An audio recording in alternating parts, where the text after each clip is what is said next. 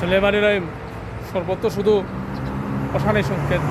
এই যে যুদ্ধের দামামা যেটা বেঁধেছে, দ্বিতীয় চলতেছে আমেরিকা এবং ইসরায়েল এবং বিশ্বের যে পরাশক্তিগুলো ইরানের উপর যে উপযুক্ত হামলা চালাচ্ছে, এতে করে একটা বিষয় আমরা দৃশ্যমান হয়েছে, সেখানে জাতিসংঘ বলে একটা সংস্থা আছে, এটা সম্পূর্ণ টুটু জগন্নাথ। এটা হচ্ছে গিয়ে শক্তের ভক্ত নরমের জম। এই জাতিসংঘ কোনো কার্যকর ভূমিকাই আমরা দেখতে পাচ্ছি।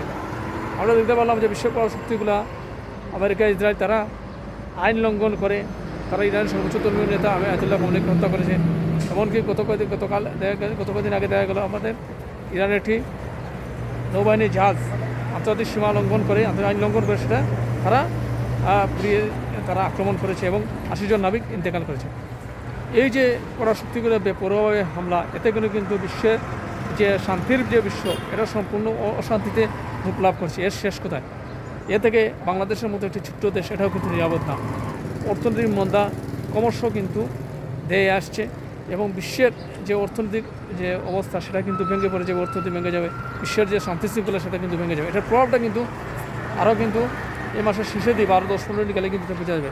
আল্লাহ পাক এই বিশ্বকে যাতে শান্তির বিশ্বে রূপান্তরিত করুন এবং আমাদের মতো ছোট্ট দেশকে যাতে আল্লাহ পাক রক্ষা করেন এই সমস্ত অপশক্তির হাত থেকে, সেই প্রার্থনা রেখে শেষ করলাম।